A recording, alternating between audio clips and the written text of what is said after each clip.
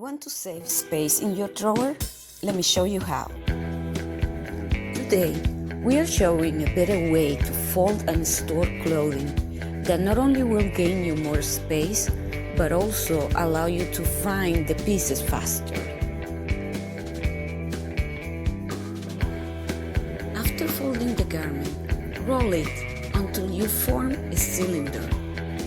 Then, instead of putting it one on top of the other, align it into a column.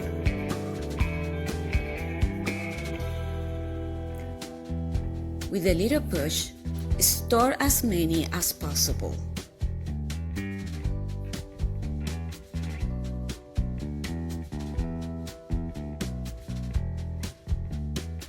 At this point, we have saved half of the drawer space, so now we can bring more clothing.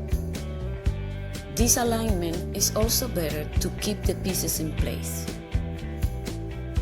Finding what to wear is now very easy. For more easy tips like this, subscribe our channel.